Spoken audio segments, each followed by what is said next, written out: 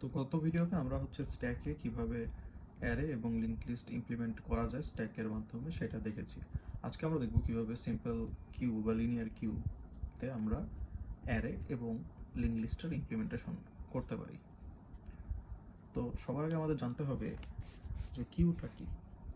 হ্যাঁ, কিউ হচ্ছে, আমি আঁকি, কিউ হচ্ছে একটা লিনিয়ার ডাটা স্ট্রাকচার যেটা একটা আপনার ফিফো প্রিন্সিপাল ফলো করে। ফিফো মানে ফার্স্ট ইন ফার্স্ট আউট, মানে যেমন আমরা স্ট্যাকের বেলায় কি দেখছি, স্ট্যাক হচ্ছে একটা লিফো প্রিন্সিপাল ইউজ করে। যেমন এইটা ধরুন একটা স্ট্যাক, তো লিফো প্রিন্সিপাল। তো এই যে এর একটাই অপশন আছে ইনপুট এবং আউটপুটের জন্য, বা পুশ কিংবা পপের জন্য একটাই অপশন আছে। তো এই জন্য এটাকে আমরা বলতাম লিফো প্রিন্সিপাল, মানে লাস্টে যেটা আসবে সেটাই সবার আগে বের হবে, লাস্ট ইন ফার্স্ট আউট। কিন্তু কিউর ক্ষেত্রে আমাদের দুটো মুখ থাকে। এখন এটা সুন্দরভাবে আরেকভাবে চিন্তা করতে পারি আমরা। ধরুন একটা লাইন, কিউ মানে তো একটা লাইন। তো ধরুন একটা লাইন আছে, তো এই লাইনের এখানে একজন এটিএম, মানে এটিএম বুথের, সাপোজলি এটিএম বুথের একটা লাইন আছে এখানে। তো এখানে কিছু মানুষজন আছে, তারা লাইনে ওয়েট করতেছে। তো এইখান থেকে লাইন শুরু, এখানে লাইন শেষ। এখন এই যে একদম লাইনের প্রথমে আছে, সে যখন তার কাজ করে শেষ হবে, সে যখন এখান থেকে বের হবে, তখনই এই পিছন থেকে একজন তার পজিশনে আসবে, তার থেকে পিছনের একজন তার পজিশনে, তার পিছনের একজন তার পজিশনে, তার পিছনের একজন তার পজিশনে, তার পিছনের একজন তার পজিশনে। তো এরকম যাবে। তো এরকম করে আমরা এই দিক থেকে আসলে এই যে লোকজন আরও লাইনে দাঁড়াচ্ছে, পিছন দিক থেকে দাঁড়াচ্ছে এবং সামনে থেকে ডিলিট হচ্ছে। তো পিছনের দিক থেকে ইনসার্ট হচ্ছে, সামনের দিক থেকে ডিলিট হচ্ছে, এইভাবে চিন্তা করতে পারি। তো ওইভাবে দেখলে আমরা এখানে যে পুষ্পক অপারেশন, তো এখানে পুষ্পক অপারেশনগুলোকে আমরা এনকিউ এবং ডিকিউ বলে থাকি। যেখানে এনকিউ মানে হচ্ছে ইনসার্শন, এটা হচ্ছে আমাদের পুশ অপারেশন বলতে পারেন। তো সেইটা, তো এখানে এই যে ইনসার্শন যেখান থেকে হয় সেটা হচ্ছে রিয়ার অংশ, এবং যেখান থেকে পপ হয় বা ডিলিশন হয় সেটাকে আমরা বলি হচ্ছে ফ্রন্ট বা ডিকিউ। এখান থেকে হচ্ছে ডিলিশনগুলো হয়, এখান থেকে রিয়ার থেকে ইনসার্শন হয়। এটা অনেকটা বেসিক কথাবার্তা, অনেকেই জানে। তো কিউতেও সেম একইভাবে আপনার কিউ ওভারফ্লো আন্ডারফ্লো দুইটা জিনিসই আছে। হ্যাঁ, এবং পিক পুশ পপ, মানে পুশ পপ মানে এনকিউ ডিকিউ অপারেশন। এখন এটা অনেকটা অনেকের কাছে কনফিউজিং লাগতে পারে, তো কোড ইমপ্লিমেন্টেশন করে দেখালে এটা অনেকটাই ক্লিয়ার হবে। তো আমরা এখন অ্যারের জন্য যে কোডটা ইমপ্লিমেন্টেশন করতে পারি কিউতে, সেটা আমরা এখন একটু করে দেখার চেষ্টা করব। তো কিউতে আমরা সবার আগে পুশ অপারেশনটা দেখার চেষ্টা করব। তো স্ট্যাকে আমরা যেভাবে করেছি ঠিক সেইভাবে সবার আগে আমি এখানে ক্লাসের নাম, হেডার ফাইল, অ্যাক্সেস মডিফায়ার কিছুই দিচ্ছি না। জাস্ট বোঝার স্বার্থে আমি এখানে কিউই নামের একটা অ্যারে তৈরি করলাম, যে অ্যারের আপনার সাইজ 100। এটা ডিক্লেয়ার করছি আর কি, ইনিশিয়ালাইজ করি নাই। এবং আমি ফ্রন্ট এবং রিয়ারকে আমি ডিক্লেয়ার করবো, যেহেতু এখানে ইনসার্ট রিয়ার থেকে, ডিলিট ফ্রন্ট থেকে, সো আমার দুইটাই প্রয়োজন, তো এটা ব্যবহার করব। এইবার আমি কিউ কনস্ট্রাক্টরকে ব্যবহার করব, কিউই। এখন কনস্ট্রাক্টরটা কি? কনস্ট্রাক্টরটা হচ্ছে একটা স্পেশাল মেথড, যার মাধ্যমে আমরা ইনস্ট্যান্স ভেরিয়েবলগুলোকে ইনিশিয়ালাইজ করতে পারি একটা ক্লাসের ভিতরে আর কি। তো কনস্ট্রাক্টরের আমি আগের ভিডিওতে বলছিলাম যে কনস্ট্রাক্টর যে নামটা, সেটা ক্লাসের নামে নাম হতে হবে, মানে সেম নেম হতে হবে, এবং কোনো রিটার্ন টাইপ থাকতে হবে না। এই কনস্ট্রাক্টরের শর্ত। এবং কনস্ট্রাক্টর কয়েক প্রকার হয়, ডিফল্ট হয়, প্যারামিটারাইজড হয়, কপি কনস্ট্রাক্টর হয়। ওগুলো আপাতত আমাদের প্রয়োজন নেই। এখন আমরা স্ট্যাকের অ্যারের ইমপ্লিমেন্টেশনের ক্ষেত্রে যেটা করছিলাম, আমরা কনস্ট্রাক্টর তৈরি করছি, এবং এরপর আমরা কি করছি, আমরা স্ট্যাকে আমরা কি ব্যবহার করছিলাম, টপ অফ স্ট্যাক দিয়ে সব কাজ করছিলাম। একটা স্ট্যাকের ক্ষেত্রে আমরা টপ অফ স্ট্যাক দিয়ে ইনসার্ট দিলে সব করছি। তো আমরা যে সময় টপ অফ স্ট্যাক ইনিশিয়ালাইজ করছি, আমরা -1 দিয়ে করেছিলাম। এই যে -1 মানে আমরা টপ অফ স্ট্যাক বাহিরে, মানে ইসের বাহিরে আছে, মানে এমটি, মূল লিস্টেও নেই বা মূল অ্যাড ভিতরেও নেই। তো এখানে আমরা একই কাজ করবো। তো এখানে আমাদের টপ অফ স্ট্যাকের বদলে ফ্রন্ট আছে এবং রিয়ার আছে, এবং ইকুয়ালস টু -1। তো এই লাইনটার মানে একই, শুধু এখানে ফ্রন্ট আর রিয়ার আছে। আগে ছিল আমাদের স্ট্যাকের বেলা ছিল টপ অফ স্ট্যাক, এখানে ফ্রন্টও আছে, রিয়ারও আছে। ইনিশিয়ালাইজ করে দিলাম। তো এই লাইনটা লেখার মানে ধরেন এরকম আছে, যদি এখানে সাইজ, এখন আমি সাইজের বিষয়টা আমি আসি নাই, তাও ধরেন সাপোজ এটা 0 1 2 3 4 5 সাইজের একটা অ্যারে তৈরি করলাম। ফ্রন্ট আর রিয়ার -1 মানে ধরেন ফ্রন্ট আর রিয়ার, এই যে -1 স্পেসটা এইখানে, তো ওরা এইখানে কোথাও আছে, মানে মূল অ্যারের বাহিরে কোথাও একটা বর্তমানে রয়েছে এই লাইন লেখার কারণে। এরপর আমরা যে কাজটা করবো সেটা আমরা সরাসরি পুশ অপারেশনে চলে যাব। তো পুশ অপারেশনটা কেমন হবে, আগে যেরকম আমরা লিখেছি স্ট্যাকের ক্ষেত্রে ভয়েড, এখানে সরি এখানে নামটা আমরা পুশ বলি না, এখানে আমরা বলি ইনকিউ ডিকিউ। তো আমি এখানে পুশটাই লিখি আপাতত, কারণ অনেকে এই নামেও কনফিউজড হতে পারে আর কি। ডাটা যেটা নিচ্ছি, এবং এর ভিতরে আমি কিছু শর্ত লিখবো। সবার আগে যে আমার স্ট্যাকটা ওভারফ্লো কিনা, সরি কিউটা ওভারফ্লো কিনা, কিউটা ফুল কিনা, সেটা আমরা কীভাবে দেখব? রিয়ার ইকুয়াল হচ্ছে আপনার ম্যাক্স সাইজ মাইনাস ওয়ান। তো ম্যাক্স সাইজ কি? ম্যাক্স সাইজ হচ্ছে আমি যখন এটা ইনিশিয়ালাইজ করবো তখন আমরা ম্যাক্স সাইজ যেরকম আগে স্ট্যাকের ক্ষেত্রে একটা দিয়ে দিতাম যে ম্যাক্স সাইজ এত হবে, তো সেইটা তো এখানে আমি এটা অ্যাড করতে বলে গিয়েছি, তো এখানে আমরা ম্যাক্স সাইজটা দিতে পারি, ইন্ট ম্যাক্স সাইজ দিতে পারি। এবং তাহলে এইটার ভিতরে আমাদের লিখতে হবে ইন্ট, ধরুন আমি দিলাম ম্যাক্স, তাহলে এখানে হবে max size equals to max, এটা দিয়ে দিলাম। এখন কিন্তু এটা ডিফল্ট কনস্ট্রাক্টর নাই, এটা প্যারামিটারাইজড কনস্ট্রাক্টর, কারণ এই কিন্তু একটা প্যারামিটার ইউজ করতেছে, এটা আমি লিখতে ভুলে গেছিলাম।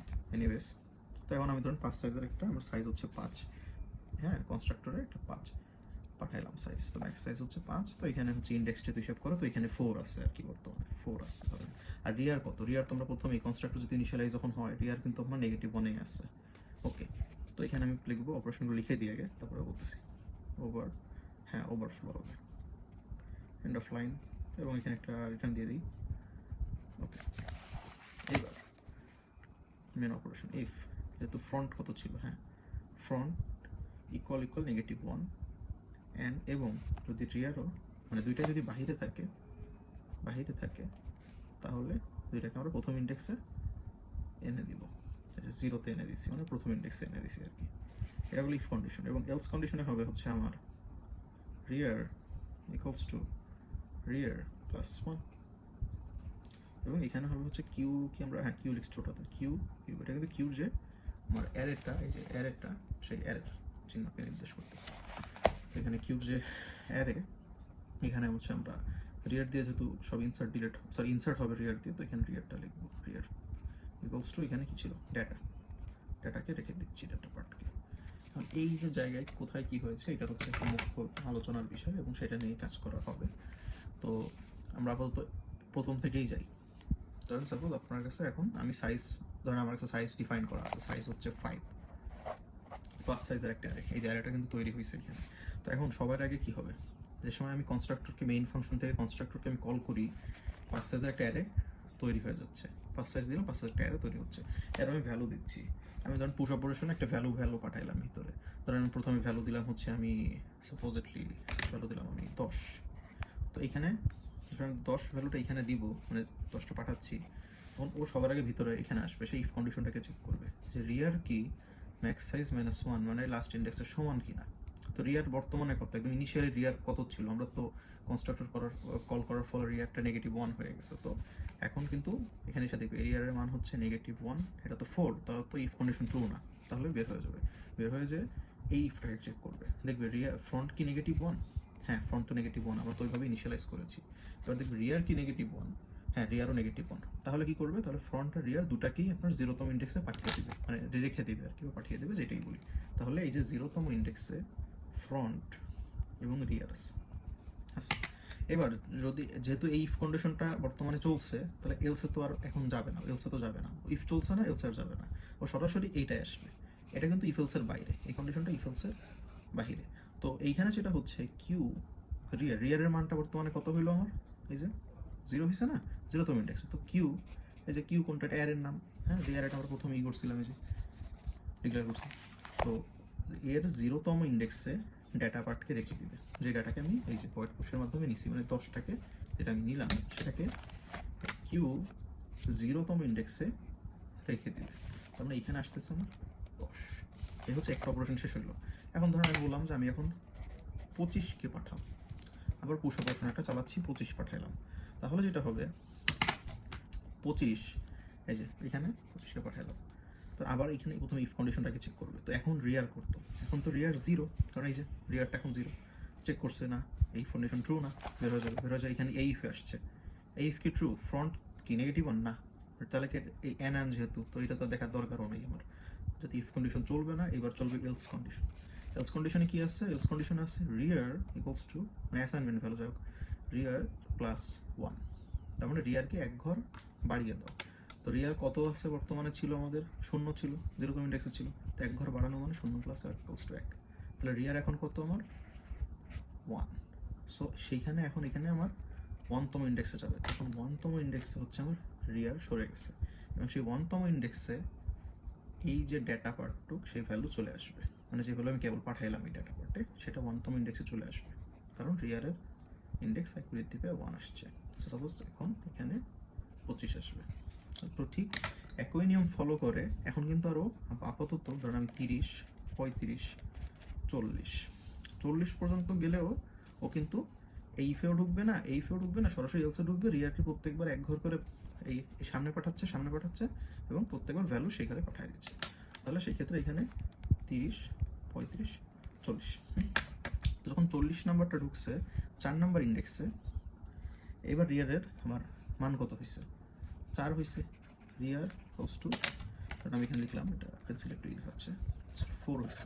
রিয়ার ইকুয়ালস টু যখন এখানে +1 হয়, যখন রিয়ার ইকুয়ালস টু 4 হবে লাস্টে 40 এর জন্য, তখন এখানে কি 4 নাম্বার বক্সে যখন ডেটা পার্টটা যাচ্ছে, আমি 40 পাঠালাম, 40 চলে গেছে 4 নাম্বার বক্সে। এইবার যখন আমি আরেকটা এলিমেন্ট পাঠাইতে যাব, ধরুন আমি আরেকটা এলিমেন্ট পাঠাবো 50, ও কিন্তু এখানে 50 ঠিকই নিবে, নেওয়ার পর এখানে ইফে আসবে, ইফে এসে দেখবে কি রিয়ার এবং ম্যাক্স কি সমান কিনা। তো বর্তমানে রিয়ার কত হয়েছে? 4 হয়েছে। এই যে শেষে তো রিয়ার এখানে বৃদ্ধি পেতে পেতে রিয়ার এই 4 এসে ঠিকছে। তখন 4 এখানেও রিয়ারও 4, ম্যাক্স সাইজ -1 কিন্তু 4ই। হ্যাঁ, ম্যাক্স সাইজ তোমার 5 ধরছিলাম, তো ম্যাক্স সাইজ -1 4 মিলে গেছে, ইন্ডেক্স মিলে গেছে, সেম। তার মানে কি ওভারফ্লো, কিউটা ফুল হয়ে গেছে, ওভারফ্লো, আর এলিমেন্ট ইনসার্ট করা যাবে না। তো এই হচ্ছে মোটামুটি ওভারফ্লোর একটা ধারণা। আর একটা জিনিস খেয়াল করলে দেখা যাবে এখানে ফ্রন্ট কিন্তু চেঞ্জ হয়নি। সে ফ্রন্ট যে আমার 0তম ইন্ডেক্সে ছিল সেটাই কিন্তু পুরো অপারেশন জুড়ে আছে ফ্রন্টটা। তো এটা একটু খেয়াল রাখতে হবে, কারণ পপ অপারেশনের ক্ষেত্রে বা ডিলিশনের ক্ষেত্রে ফ্রন্টের এটা একটু চিন্তা করতে হবে, কারণ ডিলিশন বা পপ যেটাই বলি সেটা কিন্তু ফ্রন্ট দিয়ে হবে কিউর ক্ষেত্রে। হ্যাঁ, স্ট্যাকে আমরা যেরকম দেখছি টপ অফ স্ট্যাকে ইনসার্ট করে আর ওইটাই ডিলিট করে, কিন্তু কিউর ক্ষেত্রে রিয়ারে ইনসার্শন হয়। যেমন রিয়ার কিন্তু দেখেন দুইটা কিন্তু একই জায়গা থেকে শুরু করছে, ফ্রন্ট আর রিয়ার একই পজিশন দিয়ে শুরু করছে, কিন্তু রিয়ারই প্রত্যেকবার এক ঘর করে বাড়ছে এবং যতবার ঘর বাড়ছে ততবার সেই ঘরে এলিমেন্ট রেখেও গেছে। আর ফ্রন্ট যেখানে ছিল সেখানেই আছে, ফ্রন্টের কোনো চেঞ্জ হয় না। তো কারণ আমরা ফ্রন্টকে সংরক্ষণ করছি, কারণ এটা দিয়ে আমার ডিলিশন অপারেশনগুলো হবে আর কি। তো এখন আমরা পপ অপারেশনগুলো দেখব। পপ অপারেশনের কোডও অনেকটাই স্ট্যাকের মতনই। সবার আগে আমরা দেখব যে অ্যারেটা এমটি কিনা। যদি অ্যারে এমটি হয় তাহলে আন্ডারফ্লো। তো অ্যারে এমটি আমরা বুঝবো কিভাবে? সেটা হচ্ছে আমরা বুঝবো এইভাবে যে ফ্রন্ট ইকুয়াল -1। -1 মানে যেটা বলেছি যে ও বাহিরে আছে, অথবা এখানে অর চিহ্ন দেওয়া আর কি। হ্যাঁ, তো অথবা ফ্রন্ট রিয়ারের চেয়ে বেশি। তো ধরুন ফ্রন্ট এমন একটা এলিমেন্টে চলে গেল যেটা এই রিয়ারের ভিতরেই নেই, কারণ যেহেতু আমরা এই কিউটা আমরা ডিক্লেয়ার করছিলাম 100 দিয়ে, সো এখানেও কিন্তু আপনার আছে, বাট যেহেতু সাইজ যে পর্যন্ত দেওয়া ওই পর্যন্তই ও অ্যাক্সেস করতে নেই, শো করবে আর কি, মানে ওই পরেও যাবে, ওটা মেমোরি স্কোপে সেভ হবে না। যাই হোক, ওটা দিকে না যাই। তো এই হচ্ছে দুইটা শর্ত, মানে এটা কীভাবে আসবে সেটা এই কোডটা ক্লিক করলে আপনি বুঝতে পারবেন। সো আমরা একটু আগে যেটা দেখছিলাম যে ফ্রন্ট কিন্তু আপনার 0তম ইন্ডেক্সে আছে এবং রিয়ারটা লাস্ট ইন্ডেক্সে চলে গেছে আর কি এসে। এখন এখানে আমরা দেখি ইফ কন্ডিশন প্রথমে আসলো, আমি আপনি এটা পপ করলাম, ধরুন আমার অবজেক্ট আমি তৈরি করলাম কিউ, এটা মেন ফাংশনের ভিতরে কিউ ওবিজে অবজেক্ট তৈরি করলাম, এখন ওবিজে ডট পপ অপারেশন করতেছি আমি। কিউতে সব মান অলরেডি আছে, পুশ আগে করে ফেলছি, পপ একবার পপ করতেছি যে, তখন কিন্তু এই যে ভয়েড পপকে কল করবে, সবার আগে ইফ কন্ডিশনে যাবে। ইফ কন্ডিশনে আগে চেক করবে যে ফ্রন্ট কি -1 কিনা। তো এসে দেখলো ফ্রন্ট কি -1 না, ফ্রন্ট তো 0তে আছে, 0 নম্বর ইন্ডেক্সে আছে। আচ্ছা ঠিক আছে, এরপরে অর দেখবে ফ্রন্ট কি রিয়ারের চাইতে বড় কিনা, বড়, ফ্রন্ট কি বড়, নো, ইফ কন্ডিশনটা চলবে না। এরপরে ওইখানে কোনো এলস কন্ডিশন দেওয়া নেই আর কি। এরপরে সরাসরি ওইখানে যে সি আউটে যে পপটে শো করবে যে কোনটা পপ হয়েছে, কিউ ফ্রন্ট। তো এটার মানে কি? এটার মানে এই কিউর যে অ্যারেতে এটা স্টোরড আর কি, সেখানে জাস্ট প্রিন্ট করে দিচ্ছে ফ্রন্টতম ইন্ডেক্সের মানটা প্রিন্ট করে দিচ্ছে। তো এটা এরকম কিউ ইউ ফ্রন্ট বর্তমানে কত 0, তো 0তম ইন্ডেক্সের যে মান সেটাও প্রিন্ট করে দিচ্ছে কত 10, তো 10 প্রিন্ট হয়ে যাবে আর কি। এরপরে ফ্রন্টকে এক ঘর, এই যে দেখবেন এক ঘর বাড়িয়ে দেওয়া হচ্ছে আর কি। ফ্রন্ট বর্তমানে কত 0, 0 প্লাস 1 ইকুয়ালস টু 1। তো ফ্রন্টকে এক ঘর বাড়িয়ে এখন 1 করা হয়েছে। তো ফ্রন্ট কিন্তু বর্তমানে আছে এইখানে FRONT ফ্রন্ট।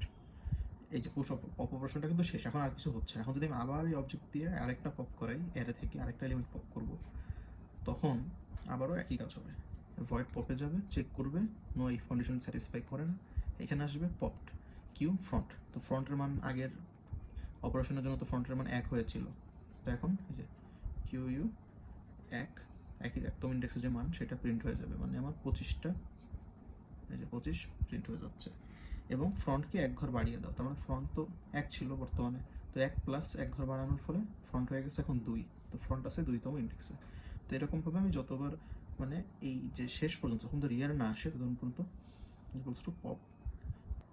তো এইভাবে করতে করতে যে ধরেন সাপোজ আমি এখানে একদম 40 পর্যন্ত গেলাম, তো ধরেন আমি যখন অভিযোগ পঞ্চমবার দিচ্ছি আর কি, তখন যেটা হচ্ছে তখন এই যে তখন এখানে আবার আসতেছে এই কন্ডিশন স্যাটিসফাই করবে না, পপ হবে কোনটা, ফ্রন্টের মান। তো ফ্রন্টের বর্তমান ইন্ডেক্স কত, 4, তাহলে কিউ 4, এইটার মান কত, এটার মান হচ্ছে 40। তো 40টা প্রিন্ট হয়ে গেল, এটা কিন্তু আমার লাস্ট এলিমেন্ট। এবং এরপরে হচ্ছে ফ্রন্ট আমার এক ঘর বেড়ে যাচ্ছে, ফ্রন্ট কত, 4 + 1 কত 5 হচ্ছে না, হ্যাঁ হচ্ছে। এবার কিন্তু অপারেশন ক্লোজ, কোনো ইরর টিরর কিছু আসবে না, ঠিক আছে। এখন যদি আমি আরও একবার পপ করতে যাই, এইবার পপ করতে গেলে যেটা হবে, এখানে তো এলিমেন্টই নেই, অ্যারের তো কোনো এলিমেন্টই নেই, আমি তো অ্যারের বাইরে চলে যাচ্ছি, মানে সরি অ্যারে তো কোনো এলিমেন্ট নেই, সবগুলো তো পপ হয়ে গেছে আর কি। হ্যাঁ, যে যদিও আমি এখানে ডিলিট অপশনটা দিই নাই, 5 হওয়ার ফলে এখন কিন্তু আমার ফ্রন্ট, FRONT, ফ্রন্ট হচ্ছে এখন আমার 5। তো যদি আমি আরও একবার পপ করতে চাই, ওবি ডট পপ করতে চাই, এখন কিন্তু আমার কিউর মান এমটি, আমার সব মান প্রিন্ট করা হয়ে গেছে, আমার 10, 25, 30, 35, 40 প্রিন্ট করা হয়ে গেছে। এখন যদি আমি আবার পপ অপারেশন করতে যাই, আমার ফ্রন্ট এখন কত, 4, তো সরি 5। তো এখন ও প্রথমে যে কন্ডিশনটা ছিল এখানে, এই যে ফ্রন্ট ইকুয়াল ইকুয়াল -1, এটা কি ট্রু না, ট্রু না। এবার অরর ফ্রন্টের মান রিয়ারের চেয়ে বড়, এখন কিন্তু ফ্রন্ট কত, 5, আর রিয়ার কত ছিল, রিয়ার তো আমার সবসময় 4ই ছিল, রিয়ার তো 4ই ছিল, এখানে কত 4। Condition true, yes condition true, যেহেতু অপারেশন ছিল কন্ডিশন ট্রু, আন্ডারফ্লো রিটার্ন করে দেবে। এই হচ্ছে আমার অ্যারের ক্ষেত্রে পুশ পপ ইনসার্শন ডিলিশন, যেটাই বলা হয় সে অপারেশন। এখানে আমি একটা জিনিস করাই নাই, সেটা হচ্ছে আমি কিন্তু এখানে জাস্ট পপ করিয়েছি, আমি কিন্তু অ্যারের এলিমেন্টগুলো ডিলিট করাইনি। সেটাও করা যায় এবং সেটা একটা কারেক্ট ওয়ে, সেটা ছাড়া যে ভুল হবে একেবারে যে তাও না। হ্যাঁ, তুমি বেসিক্যালি বুঝতে গেলে এইভাবে করতে হবে আর কি। এবং আরেকটা অপারেশন আছে পিক, তো আপনি যদি অলরেডি পুশ পপ বুঝে যান তাহলে মোটামুটি পিকটাও পারবেন। পিক একই কাজে, এখন যেটা করছে এটাকেই পিক বলা যায় আর কি, এটাও এক ধরনের পিক, কারণ এখানে তো আমি ডিলিট করতেছি না। হ্যাঁ, সেখানে একটু ভিন্নতা আছে যদিও, তো এটা আপনারা যদি একটু নিজেরাও খোঁজেন জানতে পারবেন, ওটা তো কিছু না, এগুলো একটু চিন্তা করতে হয় আর কি। তো আমরা এখন চেষ্টা করবো হচ্ছে লিঙ্ক লিস্টের আপনার ইনসারশনটা আপাতত দেখা কিউর মাধ্যমে আর কি। তো লিঙ্ক লিস্ট কীভাবে তৈরি করে, কি কি বা কত প্রকার কী রকম কী আছে, এর ভিতরে হালকা কিছু ধারণা আমি আগের ভিডিওতে আপনাদের দিয়েছি। তো এখানে আমি সরাসরি লিঙ্ক লিস্ট ইমপ্লিমেন্টেশনে যাচ্ছি আর কি। তো সবার আগে আমরা একটা ক্লাস তৈরি করছি, তো এর আগে কিন্তু আমরা স্ট্রাকচার তৈরি করছি। তো আপনারা যারা মনে নাই যাদের স্ট্রাকচার কি, স্ট্রাকচারতে আমরা একটা লিঙ্ক লিস্টের যে নোটগুলোর ছাঁচ কীভাবে তৈরি করে বাংলা ভাষায় যদি বলি, তো সেরকম আর কি তৈরি করে নিচ্ছি, যে এটার ভিতরে একটা ডেটা পার্ট থাকে আর একটা নেক্সট পার্ট থাকে, যেরকম একটা নোটের চেহারা আর কি। এনিওয়েজ, তো এখানে আমরা আসবো, সবার আগে আমরা যেটা করবো সেটা সবার আগে আমরা একটা ফ্রন্ট নোট একটা রিয়ার নোট ডিক্লেয়ার করবো, নোট টাইপ ভেরিয়েবল। কেন ডিক্লেয়ার করলাম, কারণ ফ্রন্ট দিয়ে হচ্ছে আমার ডিলিশন হয়, রিয়ার দিয়ে ইনসার্শন হয় কিউর ক্ষেত্রে। হ্যাঁ, তো এখানে প্রাইভেট অ্যাক্সেস মডিফায়ার আমরা দিয়ে থাকি, তো যেহেতু নাই তো বাই ডিফল্ট এখানে প্রাইভেট আসছে আর কি, এক্সপ্লিসিটলি যদি আমরা না দিই সেই ক্ষেত্রে। তো এখন আমি আসতেছি কিউ কনস্ট্রাক্টরকে আমি ডাকছি, এখানে আমি কোনো সাইজ লিমিটেশন আপাতত দিচ্ছি না, যেরকম আমি স্ট্যাকের এয়ার ইমপ্লিমেন্টেশনের ক্ষেত্রে দিয়েছি। তো এখানে আমি rear equal to front equals to null দিচ্ছি। তো একটু আগে আমরা যেরকম করলাম যে rear equals to front equals to 1 এরকম দিচ্ছি, এরকম দিয়ে আমরা বোঝাচ্ছি যে -1 মানে এর বাইরে আছে। তো এখানে নাল দিয়ে আমরা বোঝাচ্ছি যে সেটা একটা আপনার নোট টাইপ একটা ভেরিয়েবল, যার ভ্যালু হচ্ছে নাল, যে এরকম না যে ও কিন্তু এরকম আছে বা কিছু ওর দুইটা পার্ট আছে, এরকম কিছুই না। ও ধরনের একটা ভেরিয়েবল আছে কোথাও আছে, ওর হচ্ছে নাল, মানে ওটা ফাঁকা, শূন্য না ফাঁকা। এনিওয়েজ, তো এখানে আসবো, এই যে ইনসার্শন অপারেশন এখান থেকে শুরু। তো ইনসার্শন অপারেশনে কি হয়েছে সেটা আগে আমরা একটু দেখার চেষ্টা করবো বা একটু ধারণা নেওয়ার চেষ্টা করবো। তো সর্বপ্রথম যেটা আমরা এখানে দেখতে পাই, void insert, যে void insert int data। তো এখানে যেটা হচ্ছে, আমি ইউজার থেকে একটা ডেটা ইনসার্শনের ইসে পাঠাচ্ছি, ধরুন সাপোজ আমি ইউজার থেকে 10কে পাঠাবো, পাঠাইলে void insertion এখানে 10 নিচ্ছে, নেওয়ার পরে ভিতরে সবার আগে কোন কমান্ড এক্সিকিউট করবে, একটা p টাইপের একটা নোট পয়েন্টার তৈরি করবে নিউ এই নোট কনস্ট্রাক্টরের সাহায্যে। মানে এই যে p নামের একটা তৈরি হয়েছে সাপোজেটলি, যেটার একটা ডেটা পার্ট আছে এবং একটা ডেটা পার্ট আছে এবং ওটার নেক্সট পার্ট আছে।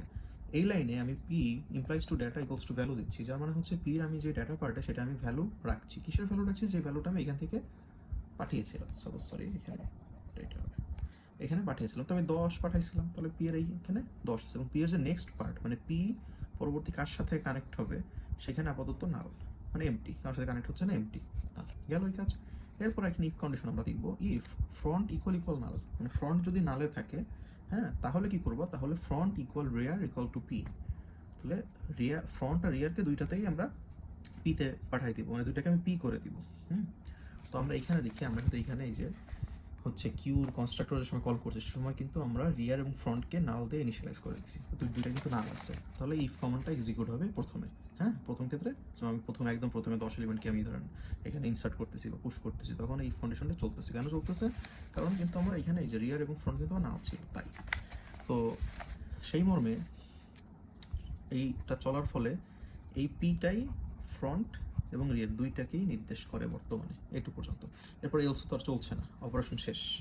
তো ফার্স্ট 10 ইনসার্টের ফলে এই যে একটা নোড তৈরি হয়েছে, এবং রিয়ার আর ফ্রন্ট দুইটাই পি টাইপ নোডে আছে আর কি। তো এটাকে যদি আমরা আগের মতো একটু ভাবি, এর দৃষ্টিভঙ্গি থেকে দেখি, এর তো যেরকম আমরা এরকম 0তম 1 2 3 4 5 ছিল, তো 0তে যেটা ছিল সেটাকে আমরা যেসব কনস্ট্রাক্টর দিয়ে ইনিশিয়ালাইজ করছি, তখন ওইটাকেই আমরা রিয়ার করছি এবং ওইটাকে আমরা ফ্রন্ট করছি। এখানে সিমিলার সেই কাজ হয়েছে। তো ইনিশিয়ালি যেটাকে আমি পাঠাইছি 10, হ্যাঁ, পি টাইপ হয়েছে, সেটাই ফ্রন্ট সেটাই রিয়ার। তো এর পরবর্তী যে কাজগুলো হবে, যেমন এরর, এই যে এরর ক্ষেত্রে যেটা হয়েছে যে আমার ফ্রন্টটা কিন্তু পরবর্তী ইনসার্টগুলোর ক্ষেত্রে ফ্রন্ট কিন্তু সেমই থাকছে, রিয়ার হচ্ছে প্রত্যেকবার এক ঘর বাড়ছে, বৃদ্ধি পেয়ে ভিতরে মান রেখে রেখে রেখে রেখে গেছে। তো এখানেও একই কাজ হবে। তো সে পরের বার আমি আরেকটা নোট পাঠাচ্ছি, এই যে ইনসার্ট যে ইটা, এখানে আমি আরেকটা ভ্যালু পাঠাচ্ছি, এই ভ্যালুটা সাপোজেটলি হচ্ছে আমার 30 ভ্যালু পাঠাচ্ছি। তো 30 ভ্যালু পাঠালে আরেকটা নোট পয়েন্টার পি তৈরি করবে। তো আরেকটা নোট পয়েন্টার যে পি তৈরি করছে, যেটাকে ও ডাটা পার্টেও 30 রাখতেছে, যে এই লাইনের ফলে ডাটা পার্টেও 30 রাখতেছে, যে এলিমেন্টকে আমি নিয়েছি ডাটা পার্টেও 30 রাখছে, এবং নেক্সট পার্টেও নাল রাখছে আর কি। আচ্ছা, এখানে আমরা একটা কাজ করি, আমরা এখানে ডি এর মান বড় হাতের দিই, কনফিউশন আর আমার ক্ষেত্রে অনেক এখানে একটু ভুল টুল করতে পারে।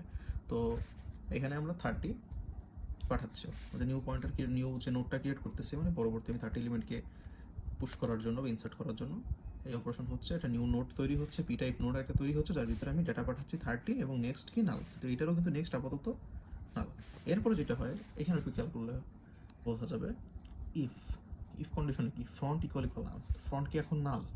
না, ফ্রন্ট তো এখন নাল না, ফ্রন্ট তো এখন পি এর অ্যাড্রেসে আছে, পি এর যে অ্যাড্রেসটা সেটাই তো ফ্রন্ট তো এখন পিতে আছে, ফ্রন্ট আগে ছিল নাল, এখন তো ফ্রন্টের একটা ভ্যালু আছে, একটা অ্যাড্রেস আছে, সেই অ্যাড্রেসটা নাল হোক যা হোক, কিন্তু ফ্রন্টে তো একটা ভ্যালু আছে।